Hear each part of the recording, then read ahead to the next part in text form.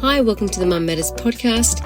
I'm Lizzie O'Halloran, and today we are going to be talking about how to get your child to keep their room tidy.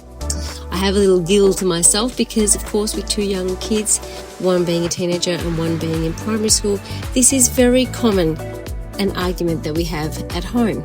So one of the things I've learned over the years is it's very important to be consistent. It's also very important to have your child's age group in mind. So often what I hear from parents is a lot of frustration around keeping a bedroom tidy or keeping things tidy in general. And it's really important to keep in mind the age that your child is and the expectations that you're going to have at each age group.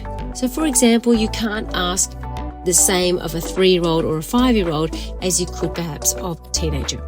It's just a different brain. So you can't have that expectation without possibly getting frustrated at times because they're going to let you down when they're younger and they can't meet particular demands. So just bear in mind that when we're talking about these effective ways to keep your child's room tidy, that you need to adapt things to each age group and be just as consistent as you can with the rules that you apply. So first step in making sure that you can help your child as best you can to keep their room tidy is to develop a routine.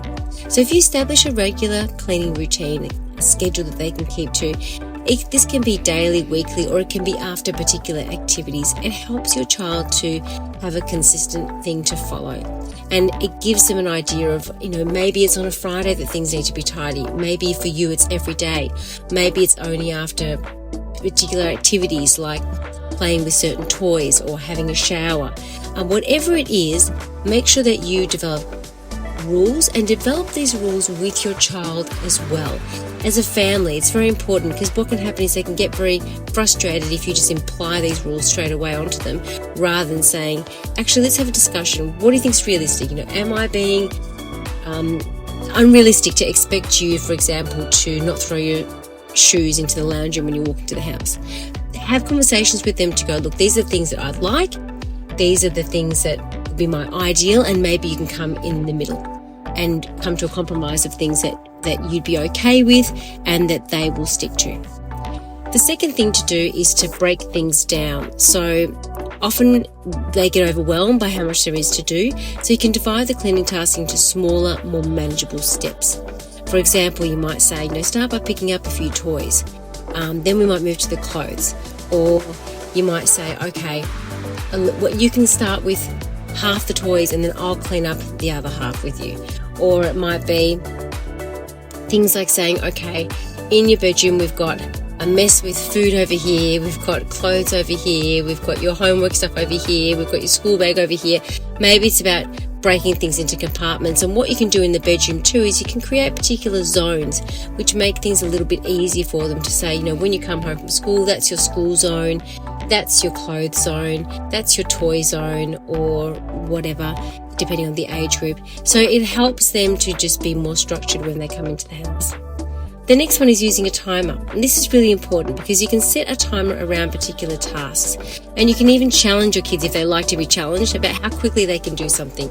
So for example, you might say, okay, we're going to set a timer for 10 minutes and we're just going to clean up as much as we can in 10 minutes. And let's just see who gets the most done or what we can do in 10 minutes time. And it's a really good idea, I think, if you can actually have sections that are labelled to make it easier for your child to put things away. Let's just say you have a shelving area with boxes that come out that they can put particular toys in or books or whatever it is. If they're labelled, then it's quite easy. Just open that up there and put everything in there, just dump it in.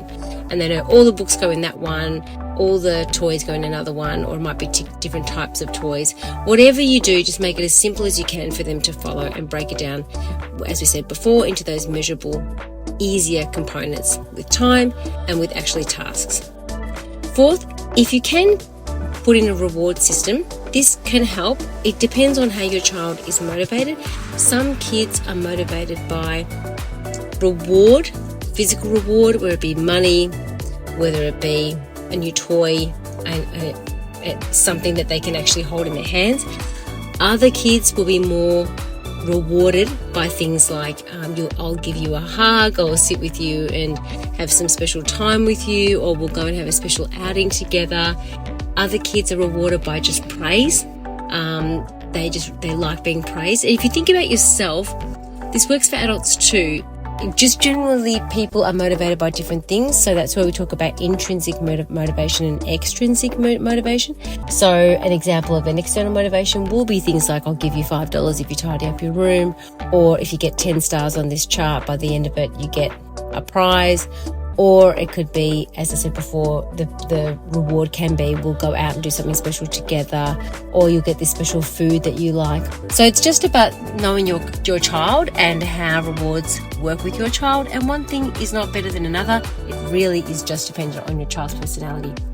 And the last one is lead by example. So it's really important to make sure that you're keeping things tidy, because if you're not keeping things tidy and then you're yelling at your child for having the room untidy, there's a miscommunication there, and it's not a very good example. And of course, they'll argue back saying, why should I when you don't keep things tidy? So it's just about having a good example for them to follow, and that will help them to keep their room tidy as well. So using these strategies can help to instill good habits, and these good habits are great for later on in life, particularly when it comes to studying and being organised. And so if you can put this in place, you'll have great habits that will last for a lifetime. So let's quickly go through them. Make a routine for your child. Break the routine and break down the tasks. So make that routine. You make a routine, but in that part of that routine, you actually make the steps in there. So it's really easy for them to follow. So you're really breaking it down. You use a timer so that they don't have to feel like it's overwhelming and never going to end. You incorporate rewards where you can, and the type of rewards that are appropriate for your child. And finally, you lead by example. So have a go at this and have a test to see how it changes your child's behaviour overall, and how much more relaxing your home is without arguing every day about whether their room is tidy or not.